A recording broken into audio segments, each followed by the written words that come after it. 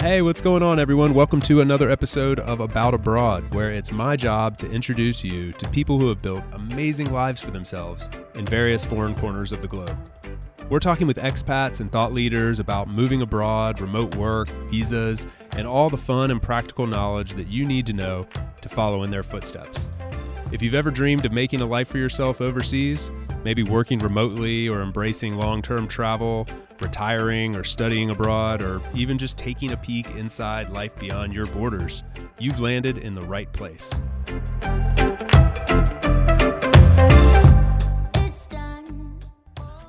This episode is brought to you by my friends over at E-Residency of Estonia. If you're a globetrotting digital nomad, expat, freelancer, or somebody with a business, whether that's just you or an aspiring unicorn like some of the many other unicorns that have come out of Estonia, then look at E-Residency of Estonia the next time you're thinking about where to establish your business. E-Residency is a digital identity issued by the Republic of Estonia, which is in the European Union, to foreign nationals, that means non-Estonians, giving them digital access to the country's advanced online infrastructure and open business environment. And when I say advanced, I mean advanced. They've been doing digital for decades. E-residents can start a company 100% online from wherever they are in the world, run it remotely, open business bank accounts, and even submit their annual reports, all with their electronic ID card. It's literally international business without borders for location-independent entrepreneurs, perfect for the About Abroad audience. The next time you're thinking about where to establish your business, look at E-Residency of Estonia via the link in the show notes.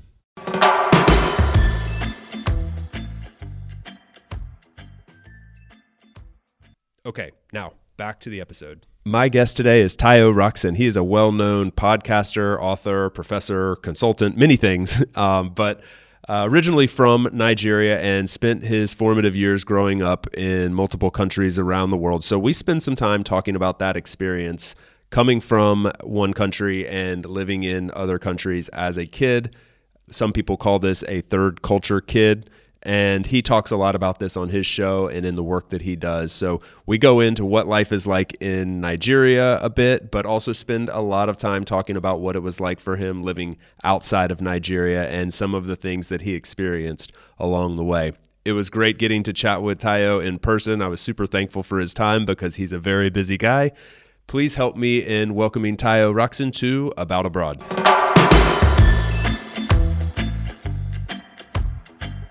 Hey, Tayo, good to see you again. How are you, my friend? I'm fantastic. How are you doing, Chase? Really good. Really good. It's going to be a lot of fun today for me to kind of flip the microphone around, sit on the other side of this table. You had me on your show before, and here we are. So the script has been flipped. Yep. Ready. I'm ready.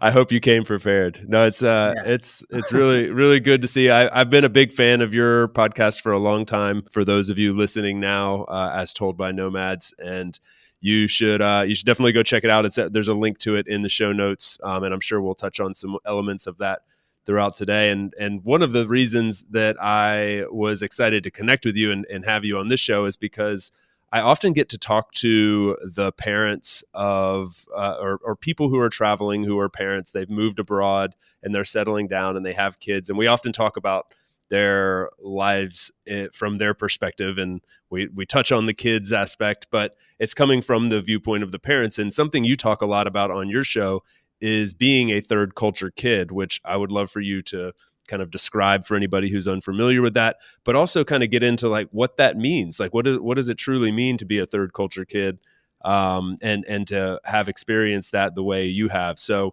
I'll kind of set the backdrop there, and I'd love to see what light you can kind of shine on that.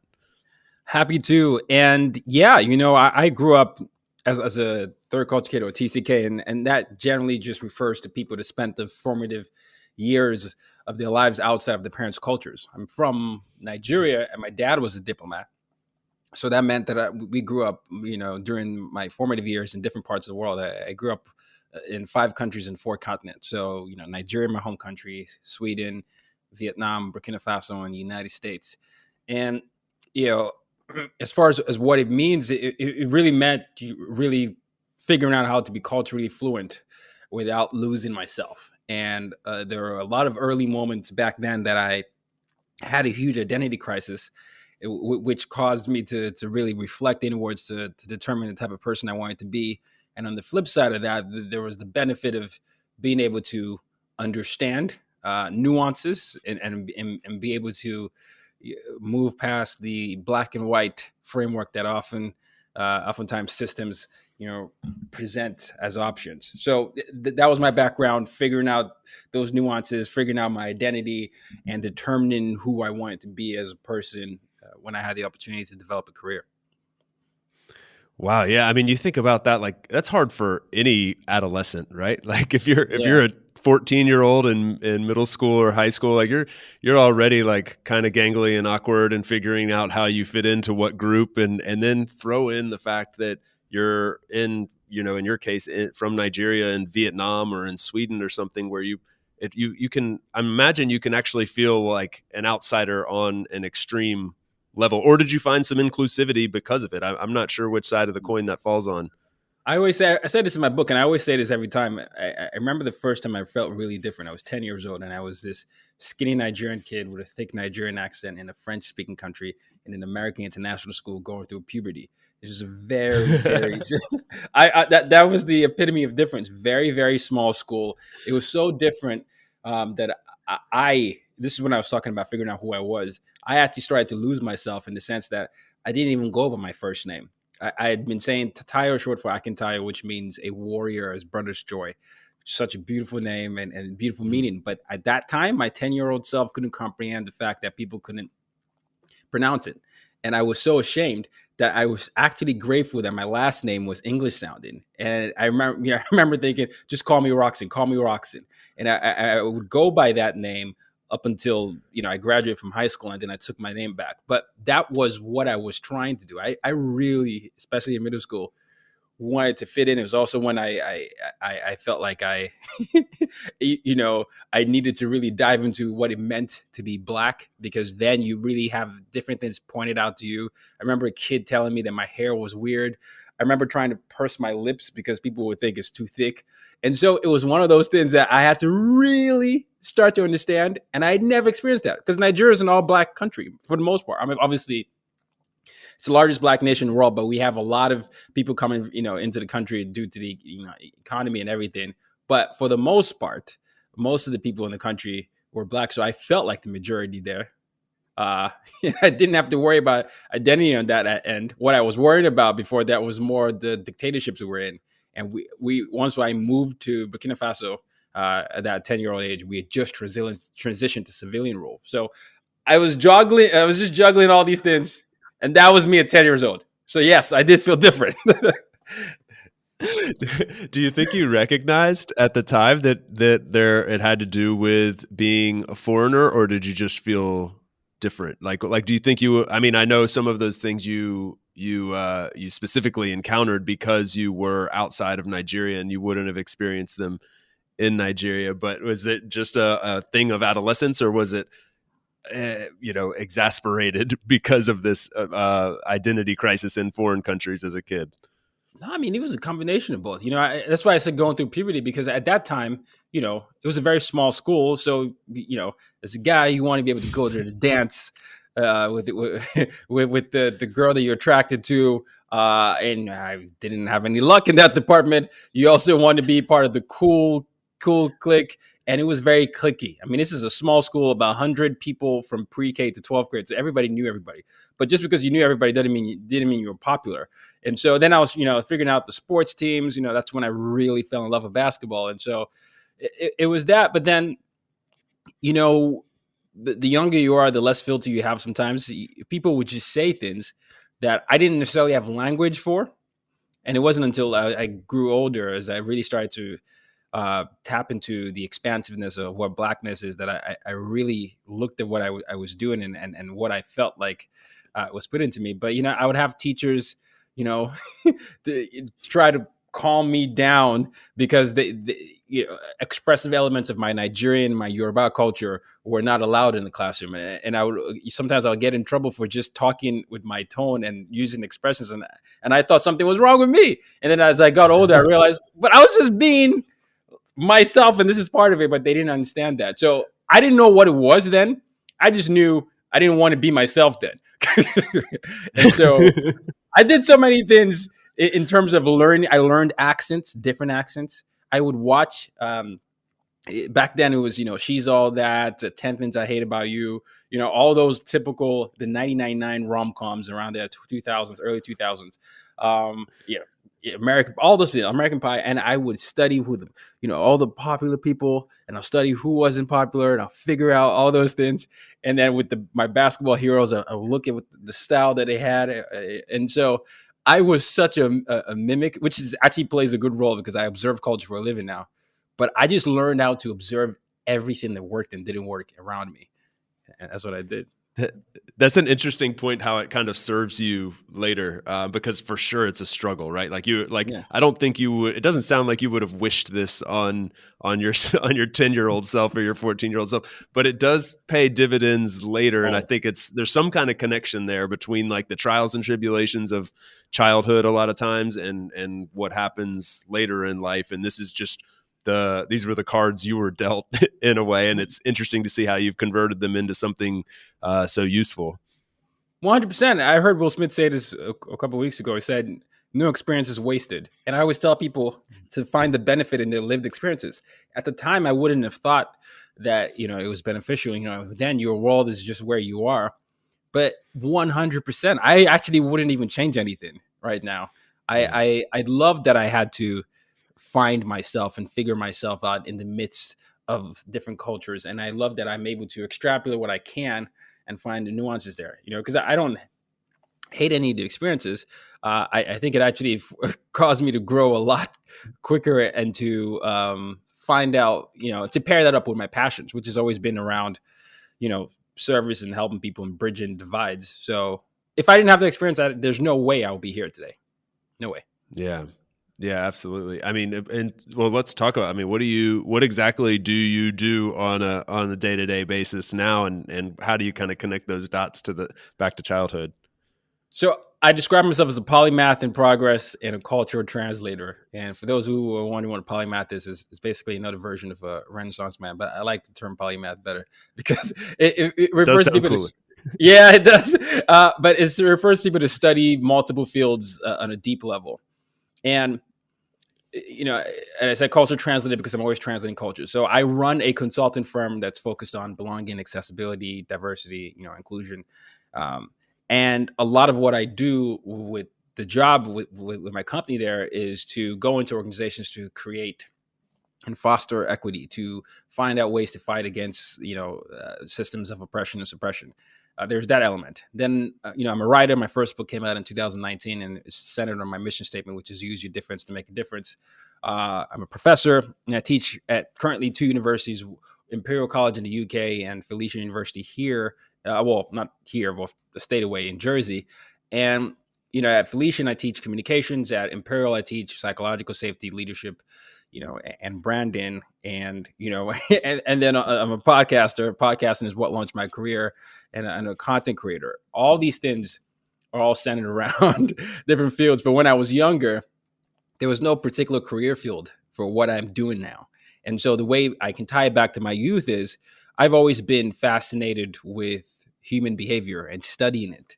Like I said, I've studied all these things from pop culture and all these things. But when I was younger, if you're Nigerian and any Nigerian listening, or any immigrant listening, especially a lot of African and Asian immigrants, the options, tend to be, lawyer, doctor, engineer, or failure. I wasn't any of those things. And so the skill set I developed, the soft skills I developed, translated into some of the greatest problems of the 21st century. Yeah, they did. It's I love seeing how those dots connected. It's pretty fascinating. And what you called it, cultural translator, is that correct? Culture translator and a polymath in progress. That was the only term I could. Oh, you think you like? Thank you. I studied branding, so but I like that. It makes sense because I know when I first started using it, people were like, "What?" I was like, "No, I'm just translating cultures." Well, I think the reason I love it is because I always had trouble articulating some reason. People would say, "Oh, you really like to travel," and I'm like, "Yeah, I like to travel, but I think I actually don't necessarily like love the travel bit. I like I don't really love like sightseeing that much. I really hate being in like tourist traps. And what I really enjoy is like kind of immersing into cultures. And so, but it would be hard to kind of quantify that or articulate that without going into the long oration that I'm doing right now to explain it. So Right. I like this idea around like being like a cultural translator, because there is something to translate there. Like when you say translator, people understand, okay, language, you got to translate, you speak two different languages, but there's a huge thing, and I think it's more important now than ever. Like these borders are becoming less important. People are working together with colleagues from around the world, and there's so much to be said about like the way somebody from one culture approaches something versus the way from somebody that another culture will approach that same thing. And so there actually is a lot of things that get lost in translation between this without having a cultural translator. So I don't know. I just find it really cool that you found a way to put a name on this, and that makes me happy today. I appreciate that. That's very kind of you. Yeah, thank you. I also thought it would be really interesting to hear about some of your experiences in Nigeria, and I know you are very much so still connected to Nigeria. It's not like you left when you were 3 and you've never been back. So I've never had anybody on the show talk about Nigeria from the perspective of being an expat there or someone from there. So give it, you mentioned a minute ago, like it's like one of these booming economies. It's literally, I think, one of the fastest growing economies in the world. And there's a lot of I'm sure there's two sides to that coin, and there's a lot coming from Nigeria. I mean, I don't know. I wonder if you can shed some more light on that for us. 100%, and thank you for the opportunity. So Nigeria colonized by the United Kingdom, and so for the first decade of my life, I was, we were under military rule. And my parents lived under military rule longer than I did, but I witnessed 3 military regimes. It was General Ibrahim Babangida, General Sani Abacha, who was one of the worst dictators in history, and then Abdulsalam al-Baka, who was a transitionary government before he passed over power to Olusegun Obasanjo, who was a former military a ruler in the 70s, I believe. And so that was initially the first decade. We have oil rich, natural resources rich, and at the same time dealing with some tribalism and all these things. And so Nigeria is it's so populated and rich in culture, over 250 ethnic groups.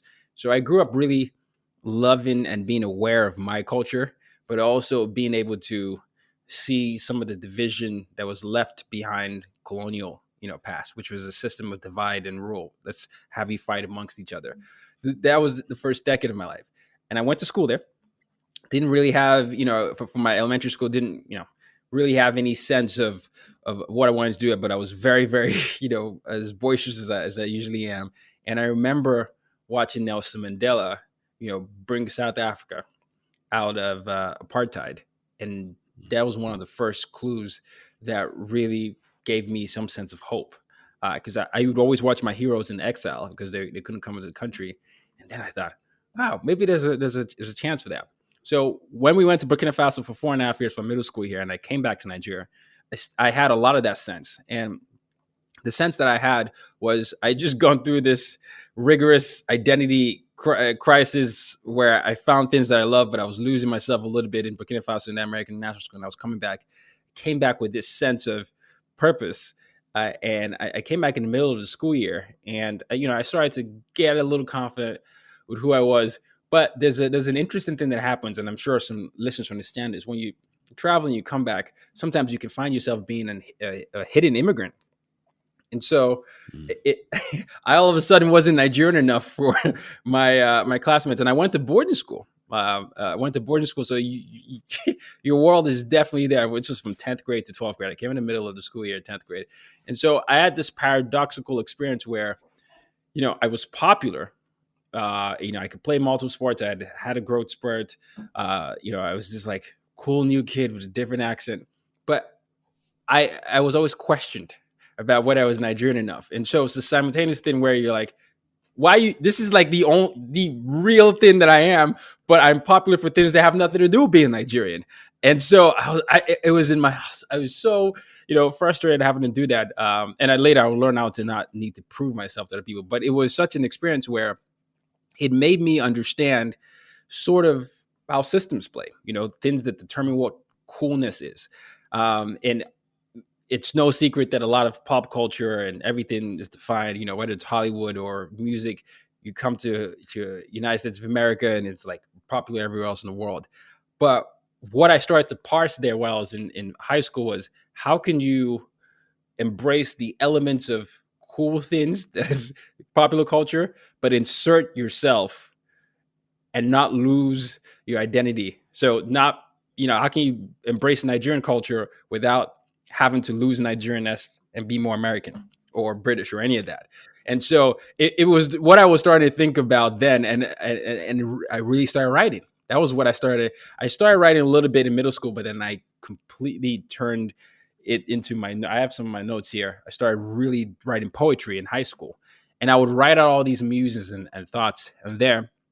And for anyone looking into Nigeria, it's such a beautiful, rich country. One of the things that I do get frustrated about, and it's one of my biggest missions, is how do we tap into the youth? When I think about corruption, it goes on anywhere. When I think about opportunity that expands, that exists for many people, the youth, like my younger version of myself, are constantly looking for ways to express their creativity.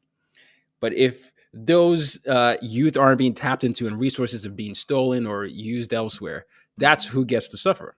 So Nigeria is a country that is highly booming, with simultaneous 70 to 80% living in abject poverty, which is a very weird paradox, because the richest black man is a Nigerian. We have, I think, at least 2 billionaires, maybe 3 billionaires in Nigeria.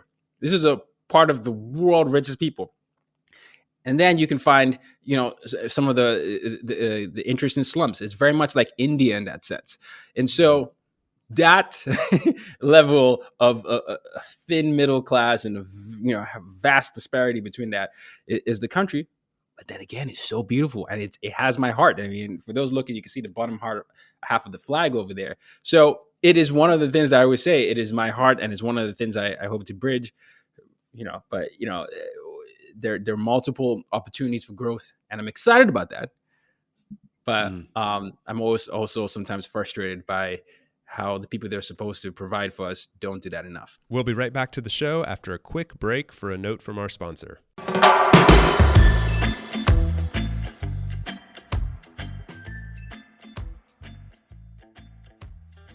This season is brought to you by my good friends over at Insured Nomads. They're the absolute best in the business when it comes to providing health, travel, and medical insurance for nomads, expats, and really just all forms of world travelers. I know insurance is often something that's overlooked when we're fantasizing about traveling the world, but it's absolutely necessity that we address this, because often the policy you have in your home country isn't going to cover you while you're abroad. And it's also a requirement, as a lot of people may not realize, to actually buy private travel or expat insurance, as it's called sometimes, to obtain a visa or even enter certain countries. So fortunately, there are companies like Insured Nomads to help us with this. Not only do they have excellent coverage and great prices, but they're also providing a first-class experience with additional perks and best-in-class technology via their app. It's an amazing experience. I can't recommend it enough. Now, this is a company that was built by world travelers for world travelers, so they know what it's like to find yourself in a difficult medical situation abroad, and they want to keep you from having that same bad experience. So the next time you're planning a trip abroad, whether it's for a week or a lifetime, check out Insured Nomads via the link in the show notes.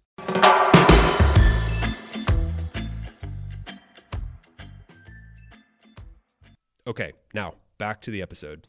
Yeah, it doesn't sound, if you took away that you were talking about Nigeria, some people might say it kind of sounds like in the US on a level where you have the same problem with extreme wealth, billionaires, multimillionaires, and then a huge portion of the population living at the bottom. Would you say that there's a big difference between those two parallels? Is it more extreme in Nigeria or less extreme, more top heavy, less top heavy? What do you think? It is more extreme in Nigeria, but I will say the parallels do exist. One of the interesting things that COVID revealed was that, COVID here revealed that a lot of people live paycheck to paycheck, regardless of where they live and status. And so if you have a situation where there's a worldwide pandemic where billionaires are getting richer and people are still trying to figure out a way to get that, that's a great disparity.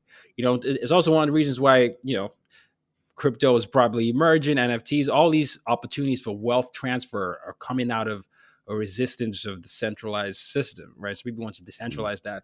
I'm optimistic that it will work out. I know people have different opinions on it, but that's stemmed out of that. So I find that that's happening in multiple parts of the world. But yes, in several parts, I do think in Nigeria, the disparity is here. Like the United States has more of a middle class here than Nigeria would have, for example. So yeah. Okay. Yeah. Still a bigger middle class, but that parallel does exist. Yeah, man, it's something you mentioned a couple times earlier, and I wanted to come back to was you talked about how when you were growing up, you didn't feel Nigerian enough when you came back to school. I wonder if you can elaborate on that a little bit, because I found myself kind of curious about like, what did that mean to you at that time? And I think it sort of speaks to, like, in a way, I know it's not what you meant, but like Nigeria has a reputation as a country with very rich culture. It's got like an identity. I think a lot of people could identify Nigerian culture, whereas they may not be able to do so much with certain other countries in other parts of the world. So there's something interesting there to me that there, like, even as a kid, you were like, I'm not Nigerian enough, What was your experience there? So I always felt Nigerian, but the kids would always ask me, this would be like an example. Well, they'll talk about, oh yeah, the governor of Nigeria, and they'll mention the name, and I'm like, oh yeah, that's the governor, right? And I'm thinking, what do you think I am? Do you not? You think you don't know? And it's just those moments, like they'll be asking you, or they'll say slang. We speak pidgin English, broken English, for example. I speak that too. It's like a Creole in Haiti. So it's a mix of English and it's broken English essentially. Can you drop a little bit real quick? How you? I always said at the beginning of my podcast, how you did. So that's how are you? But if you speak pidgin English now, we go talk anything you want make I talk. If you talk up. So I just said anything you want me to say, I can talk about. But I love it. It was those moments, right? It's just in everyday casual conversations where people would react to you or try to explain something that you already know.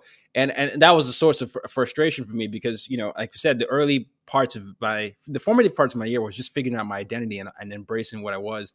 And, the less I started worrying about what other people were defining my identity as, the more I started to own it. And so, I started to accept that people might, be surprised. I came to America and it was a whole different experience where people would ask me the weirdest questions. when I came to America at 17, United States, in a very strange town called Lynchburg. And so I was already scared by the name, just given my pigmentation. It's like, the heck is happening? But it's like, no, it's named after this guy, John Lynch, I believe. And so, but my professors and teachers and students were asking me, I actually even became more Nigerian. I was more, by this time, I was going by my name, Tayo. And like, do you sleep with lions? Do you sleep with elephants? But your English is so good. How come you have this accent? Well, you're not as dark as I thought you'd be. I got asked all these questions. And so when I've talked about my life going from multiple things, it really became clear to me that people's worldviews do need to be expanded. And it's not even necessarily anyone's like fault or anything like that. But I saw an opportunity where I said, at some point it becomes your fault when you willingly you decide not to do it. But the education system and what we decide to expose ourselves to, maybe, doesn't allow you to expand your stories. And so, those were those things. And I started using my anger in a different way. And I turned it into an educational opportunity. And it was so fulfilling for me because I could see the connection with dehumanization. Because I came to the United States during Obama's presidency, in the most conservative university in America, the largest Christian university.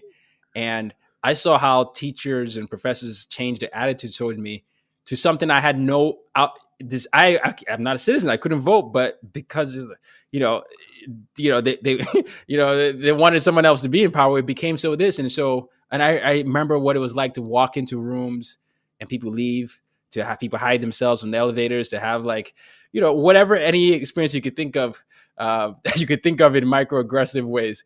And then I saw the parallels. I said, you really don't humanize people that you don't understand. Like it's so, I could draw the connections from me being in middle school and someone saying my hair looks disgusting, to going to Nigeria and people saying, oh, well, that's the coolest thing, you being Americanized and not embracing their own culture. And then coming to the United States and saying, well, you're the only good black guy, but everything I've heard about your country is like, jungle and all these things. And people not willing to go beyond that binary aspect. And I said, I've got to change that. So that's why I said I wouldn't change any of my experiences, because I saw it on all fronts. And I thought, problematic here. Slightly problematic. Yeah, you could say so.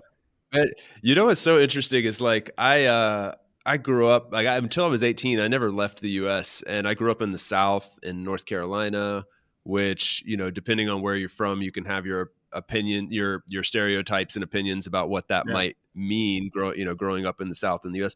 But I went to a very racially diverse school with people from all over. I don't know what it was about our school, but we had not just like black and white, because it was very mixed in that way, but it was also like we had a huge English as a second language department, like abnormally big for a public high school, like a huge percentage of the population.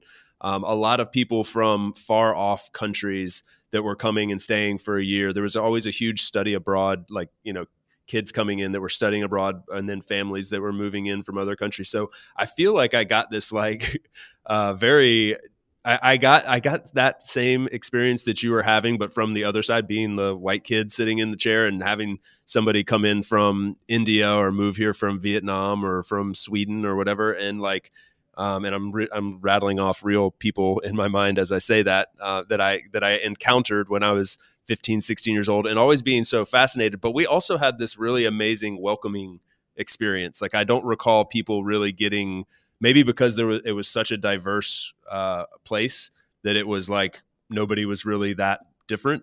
But it also always seemed welcoming to me. And so I kind of had like a little bit of, I guess, like a Pleasantville experience there with this kind of mix of different people from different parts of the world. But some of the stories that you just tell there, I think, are also like what kind of have that, I guess that's kind of risen to the top. People understand that like this is the experience a lot of foreigners have, or people from different backgrounds who didn't grow up necessarily in the place that they're living, and they do get that sort of overt racism or somebody just treating you different because you're from somewhere else. And I can imagine that had to be super confusing, like especially if you're going back and forth back home to Nigeria and then back to the US. And like you said, like some people think it's cool that you've been Americanized, but you're not embracing it. And then you're weird again when you go here. I can't put myself in your shoes, but I'm imagining it was just a very, very strange experience at that age. It was. It truly was. And it was also beautiful. That's just a weird thing for me to say, because at the time I didn't say this when I graduated from high school, from my Hogwarts, my version of Hogwarts. I went to boarding school, Ravenclaw, by the way, for any Harry Potter heads. I signed a contract for myself. It was a virtual contract. I decided that I was going to be that who I am is an amalgamation of everything I've experienced.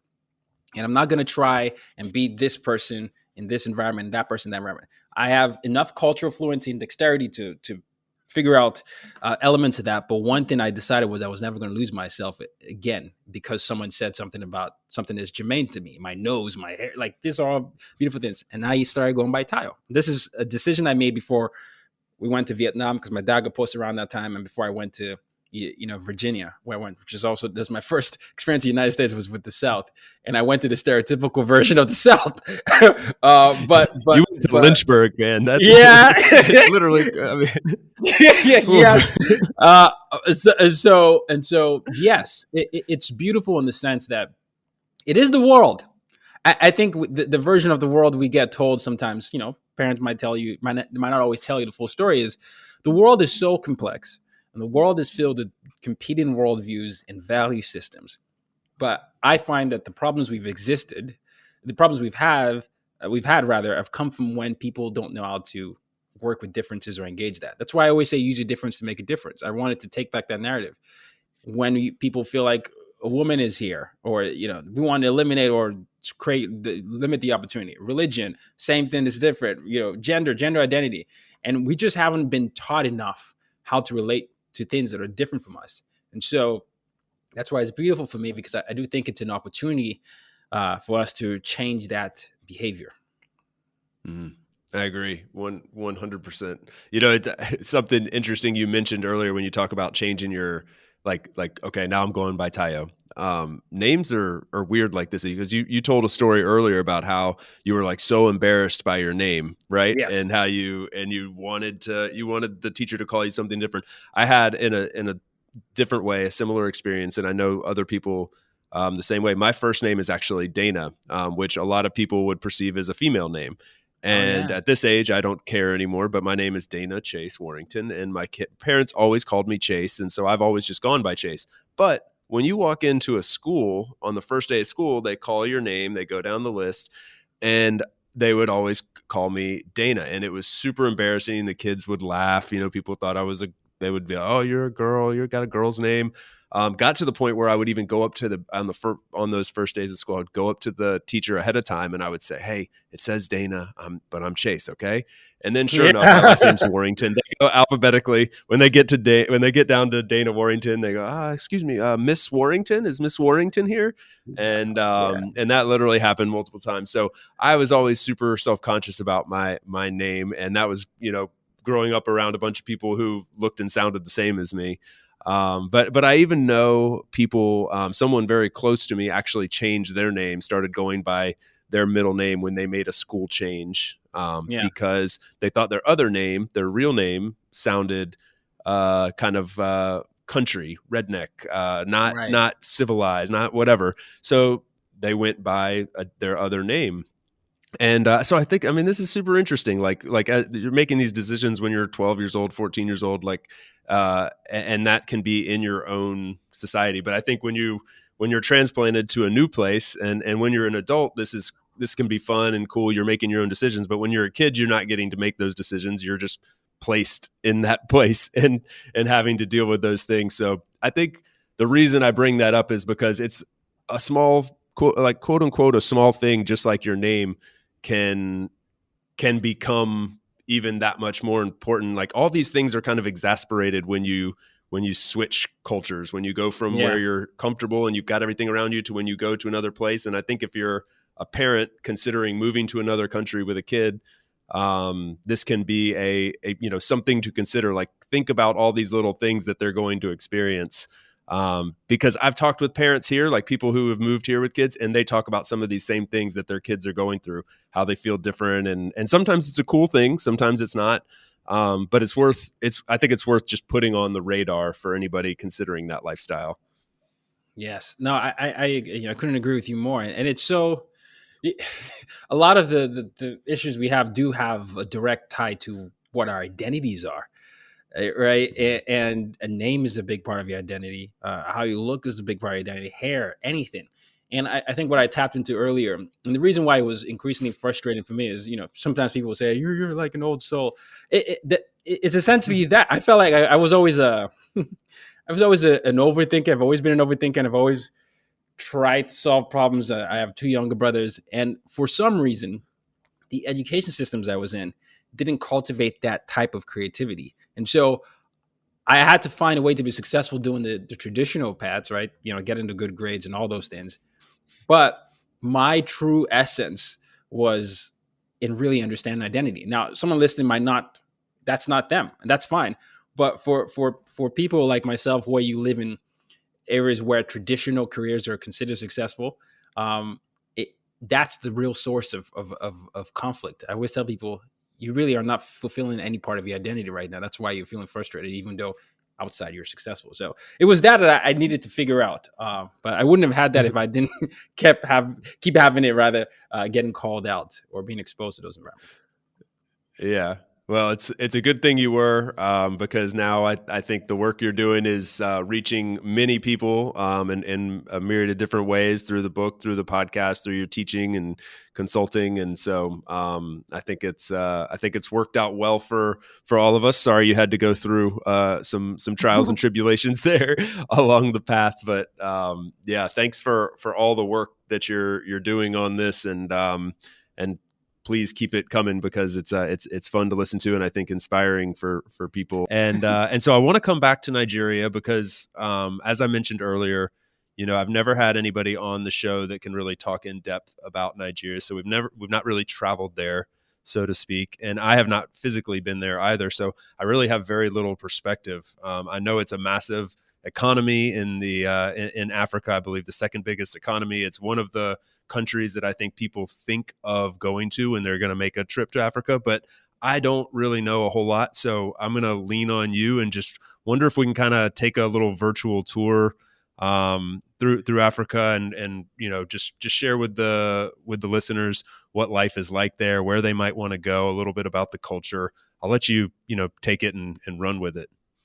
Well, I appreciate the opportunity. And yeah, we as a country, we always navigate between, top three in terms of largest economy in Africa. Some stats say it's number one, and some stats say number 2 or 3. But first thing you need to know about Nigeria is they call it the Giant of Africa. That is the moniker, and the reason why is because Nigeria is the most populous country in Africa. It's well, over 200 million people, or some will say at least almost 200 million people, depending on the estimates. Wow. So one of the most, I think we're on track. I think America is 350 or something like that. So yeah, for a country that is not as big landmass as America, just think about that. And in terms of religion, Islam and Christianity are the two largest ones, with Islam being slightly more. I think they have about 50%, and Christianity is maybe 48 or so. But my particular hometown is Lagos. Now, Lagos is a fun place to start off with if you're going to Nigeria. I love Lagos because it very much reminds me of the city I live in now, which is New York City. It's, I think, about 21 million people, and so one of the largest cities in the world. And you're starting to get a sense of this giant idea here, and a lot of traffic, a lot of noise, a lot of people going about their day. And you might have heard of New York traffic, LA traffic, but you haven't really experienced traffic until you get to Lagos, because rules are very interesting here. You could my dad has done this incredible thing where he's reversed on a highway before. And so, but he wasn't the only one doing it. That's just to give you a sense. But it's such a fun spot though, because the food is rich, and anytime you find yourself going out in the nightlife, you can meet any number of people. And I've always loved the energy in cities, and the energy here is very palpable. Another thing that's prominent with Nigeria is that we have Nollywood. I know there's Bollywood in India, and there's Nollywood in Nigeria, and then there's Hollywood in the US. I don't know why we do this Hollywood thing everywhere, but it's worked for Hollywood. They said, yeah, let's keep replicating it until it just doesn't work anymore.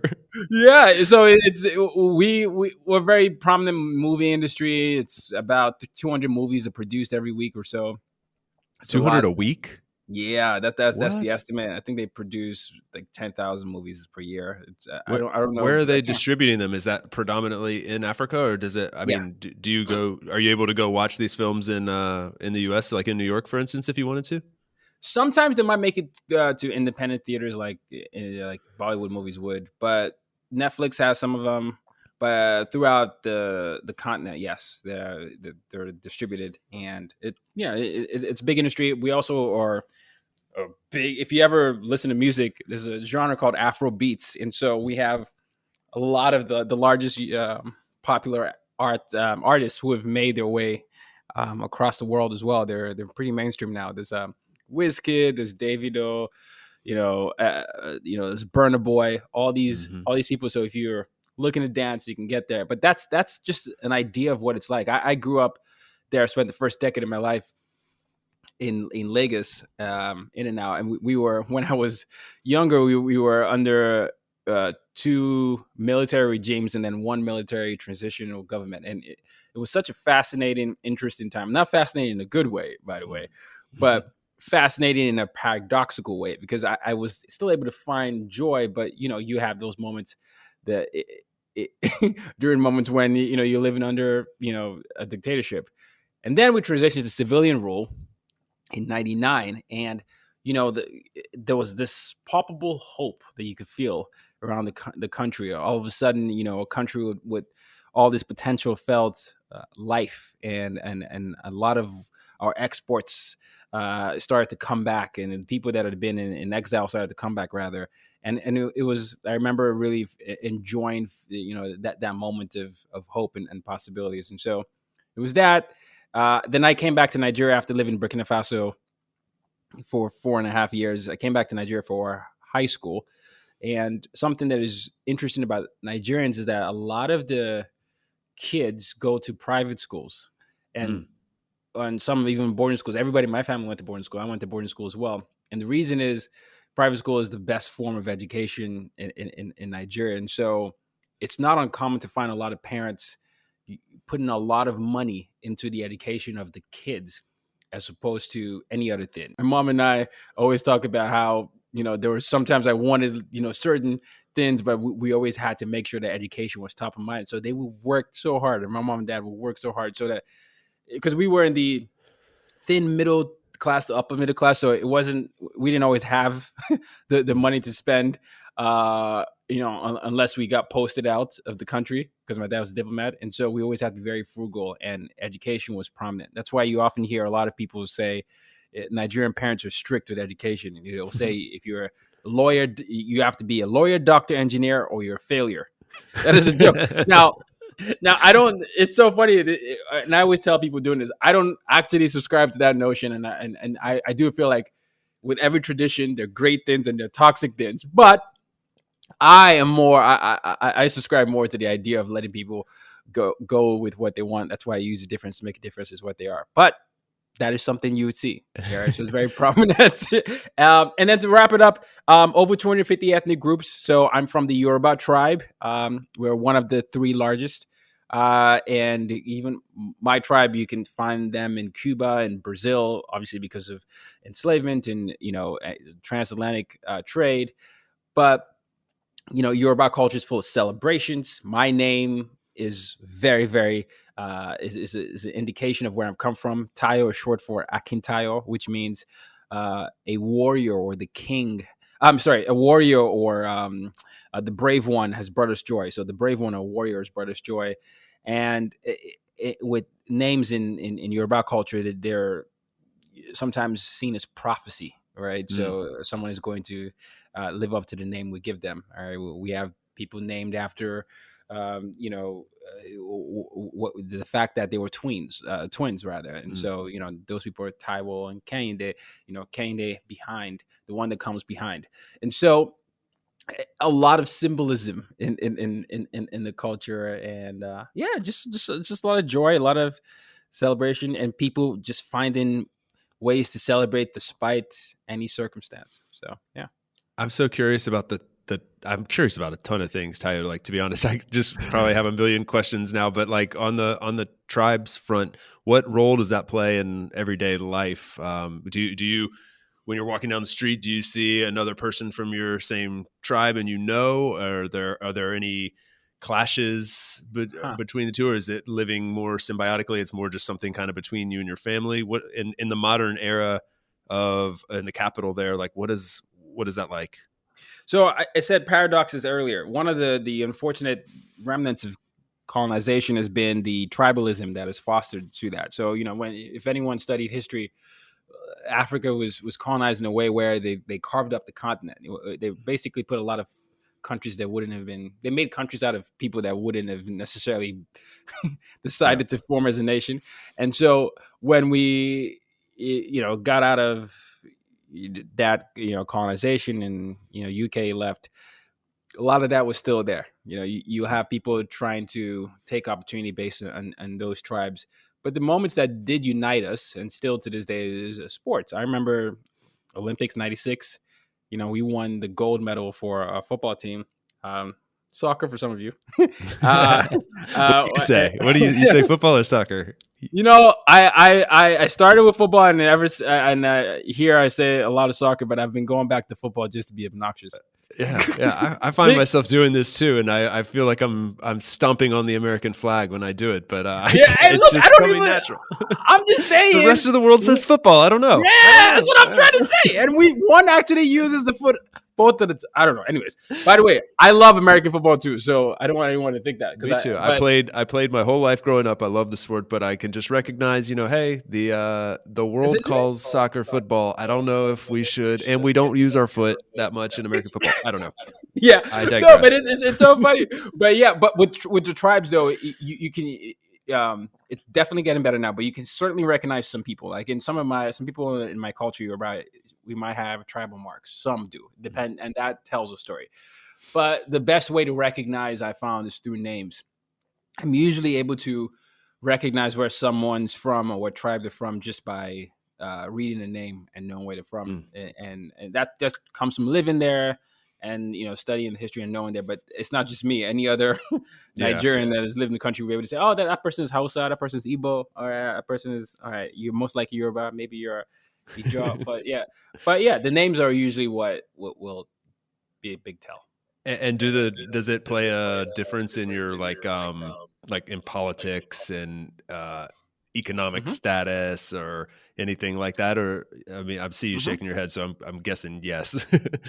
Yeah, well, politics has played a role because we spent a lot of we got our independence in 1960, October 1st, and I mean, and we're still a very young democracy, but a lot of it was spent trying to find autonomy for different tribes. Not a lot of the tribes felt like they were heard and felt like it's my turn, or like you only cater to this. And so in terms of politics, it does play a role, because people would feel like it's time for someone from this tribe to rule, and it's time for someone from that tribe to rule.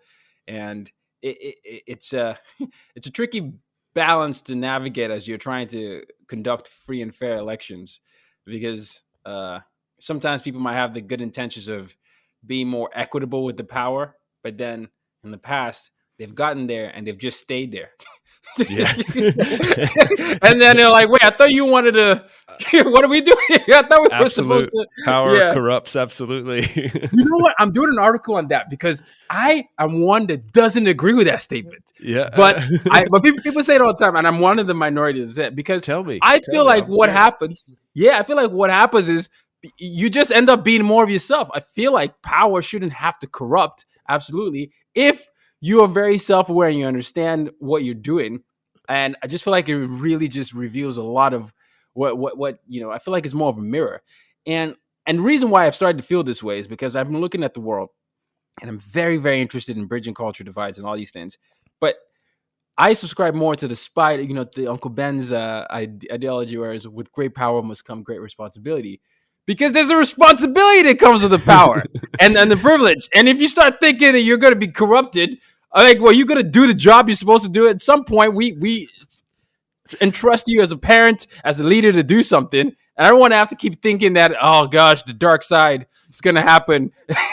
You're not going to do your job. It's like a cop-out, actually, right? It's like, well, listen, it's not my fault. It's not my fault that I became a brutal dictator. I had power given to me, and what was I supposed to do? It was the only thing to do from there is to become corrupt. You guys said it, not me.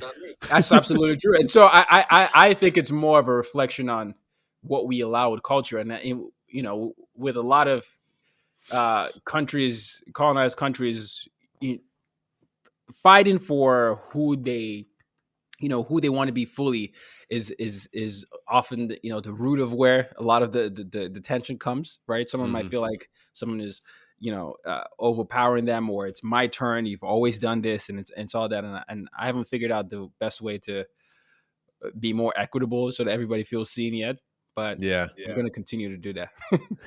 Yeah. Keep fighting the good fight. I'm really intrigued by this as well. And I think that, something that's really, you mentioned early on when you started telling this story, was something about this very palpable moment, the switch after correct me if I'm wrong, but like sounds like dictator kind of went out, new regime came in, and there was a very palpable change there. And I'm reaching back to a previous interview that I did with a guest on the show that grew up in a pretty brutal regime in Poland, in communist Poland, and he also remembers that switch. And he actually also eventually made the move to New York City, so he has kind of like the same a lot of parallels there, because he saw like the depths of the lows of communism at its worst, and in the way that like the capitalist textbook would want to paint communism. He's like, that's what I saw. Right. And then he eventually goes and he becomes like a financial dude on Wall Street in New York. So he's lived in those two different worlds. But anyway, it sounds like you also had this trigger moment that really sticks out in your head. I wonder if you could elaborate on that a little bit, because it sounds like it was an important time in life for you and then others in Nigeria. It was. And for me, it came at a moment, I was 9. I was about to turn, I think it was 10. Yeah, I was 10, 9 turning 10. And then you get so used to hearing faint gunshots and all these other things that to me it was normalized. But I remember watching, it was May 29, 1999. We were watching the television as General Abdulsalami Abubakar was handing over power to Olusegun Obasanjo, who was going to be our leader.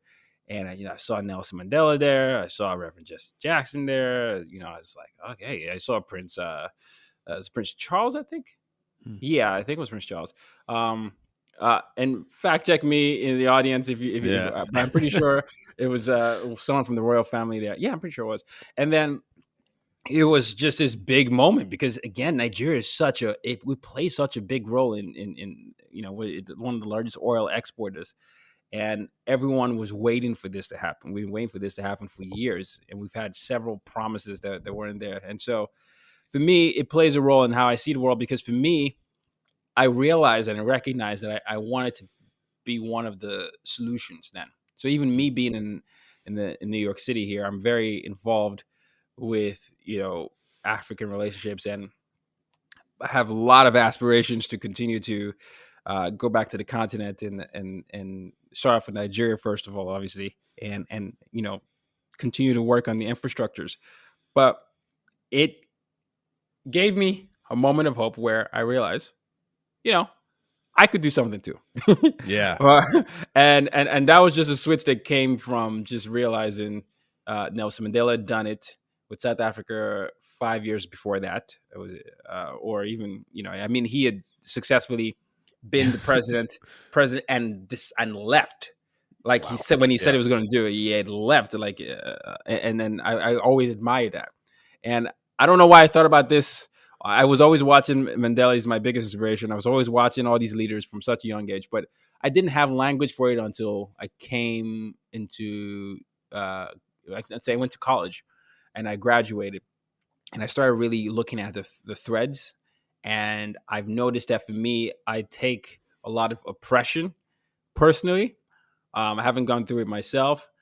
And I try to translate that into an experience that other people don't have to experience. So that was my switch. That was a switch that was happening for me. I didn't know what the language was, but that's something that I've come to give language to as I've gotten older. So, yeah. Yeah.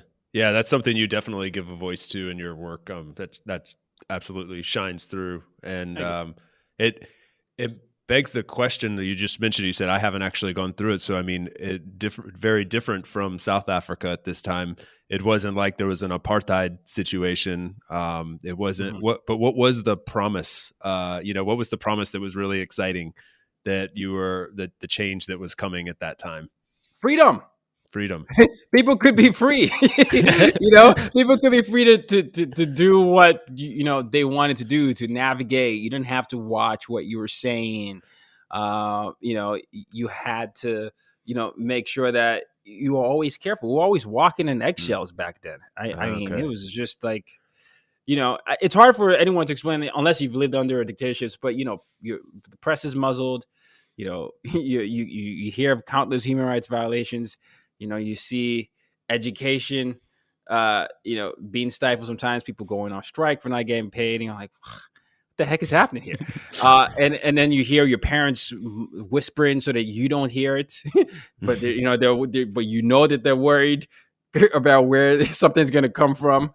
And so there was a little bit of that, because even my dad's job started to, my dad hadn't been posted since he was posted in Sweden in 1990. And then he hadn't been posted last time he got posted out of the country was 2000. Wow. Right. It was 10 years. And that had a lot to do with a lot of what we're talking about with tribalisms and different things and who gets what opportunity. But, now at that moment, we realized, oh gosh, we're going to get posted again. We're going to have more income coming from here. We're going to have that was what I immediately knew instantly. So, was there a desire for, like, in your family, your dad got posted abroad sometimes, and like, was there a desire to like, let's go abroad, or was that not the case?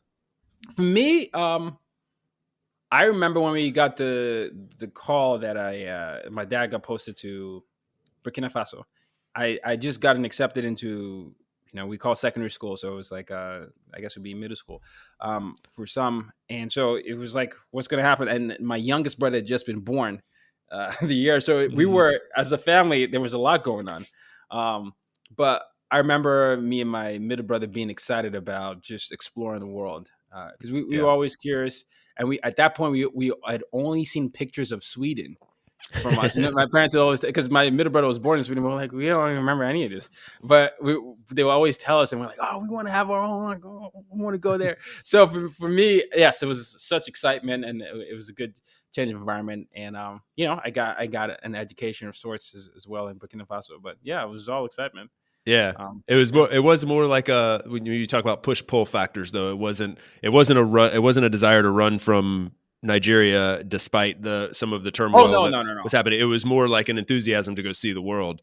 There was always this desire to come back to Nigeria. Like that was all. It seems like no matter what the situation was at the time, you guys still wanted to be back there. Yeah, I mean, even now, I mean, that's always been my attitude. I have my goal is always to have a base in Nigeria, no matter where I'm from. And so it's only been because of COVID and restrictions. Nigeria was one of the countries that was on the ban list under Trump's administration. So it was always tricky navigating the interest in travel dynamics. But yeah, for me, it's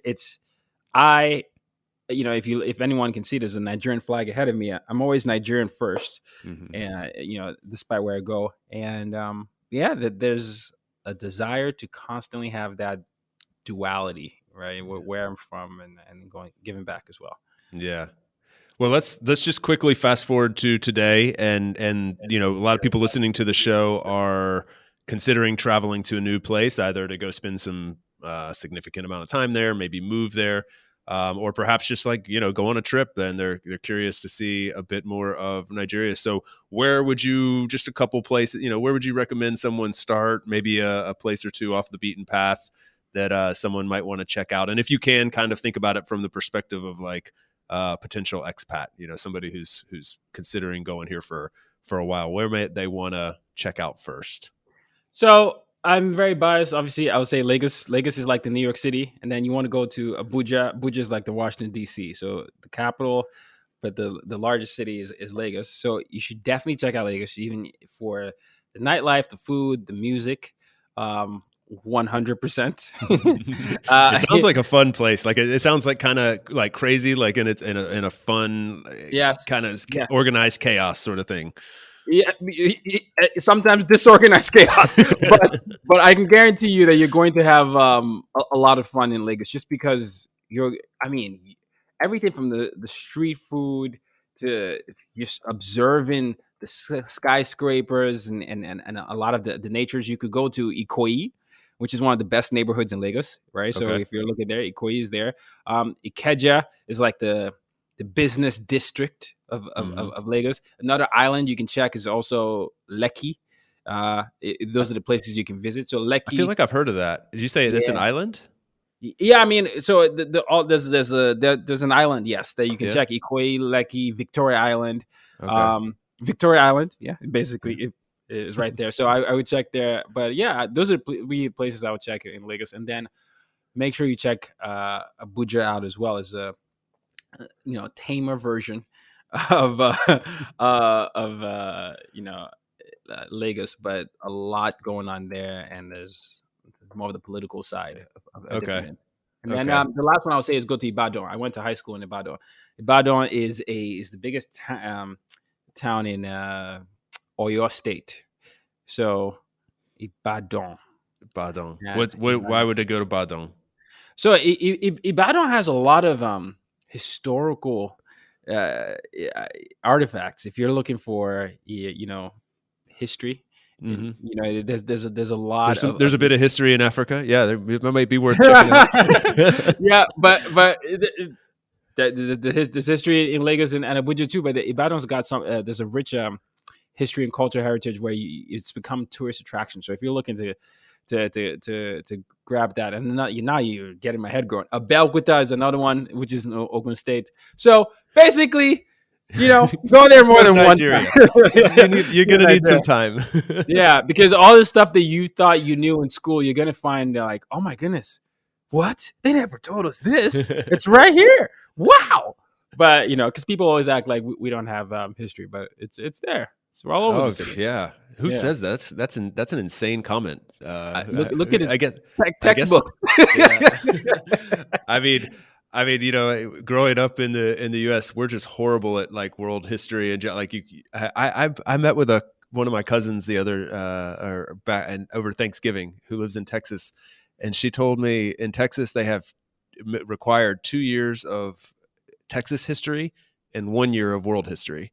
And I just thought like, oh, if this doesn't epitomize what everybody in the world laughs at us about our world geography and world history. But no, Africa has a ton of history. Nigeria in particular has a ton of history. That's a mind-blowing thing to say, like, oh, there's just I used to hear that all the time. Really? Coming here, people were like, oh my gosh, how did you know? I didn't realize. Is that true? Wow. Like, what? Mind-blowing. But is that just because of the colonialism thing? Like they just think they think of the countries in their modern sense, and those imaginary lines were just drawn not all that long ago. Is that it? Well, people unfortunately look at a lot of Black history through the lens of like enslavement and colonialism, and so for me, what people used to the question they would ask me would be, "I thought you slept with lions." You actually had like a modern house. And so whatever exported is, whatever commercial you see on TV, maybe it's like donate money to Africa or donate this to this kid. I think it plays a role in how people have come to epitomize it. Now, obviously, I'm not going to say that there isn't poverty, but at the same time, there's a lot of wealth in there. The richest Black man in the world is Nigerian. Yeah. And we have, I think, 3 of the 4 top 4 Black richest people live in Nigeria. So there's that as well. It's just sometimes the emphasis is on one side, and it's a combination. There's media, education, intentionality. Yeah. This all feeds into the work you do. I feel like it's sort of seems like it's sort of your why. I mean, I don't know, breaking down these false stereotypes and bridging gaps and I don't know. So something along those lines. I'm not articulating as well as you do, but it's okay. You did a great job, but that's the goal. That's the through line with me being a professor, me being a consultant, an entrepreneur. Any business I'm involved with, anything I do in my work, I try to at least promote the fullness of the spectrum of humanity. So, yeah, awesome. Well, Tayo, thank you for taking some time to take us on a quick journey through Nigeria. I know there's plenty more we could get to, obviously, but we gave people a little taste of life there, which I think is good. So I definitely enjoyed it. On that note, where can people learn more, follow you, find more information about Tayo? We'll link to all this in the show notes as well. Well, thank you so much for the opportunity. This has been such a fun conversation. So I really love doing this. My digital home is tyrockson.com. So if you want to find any piece of information, you can go to tyrockson.com. It links out to my company website, which is UID Management. So uidmanagement.com. I have links there as well to, my membership site. My book is called Use Your Difference to Make a Difference. You can get it anywhere. And my podcast is As Told by Nomads. That's also anywhere podcasts to listen to.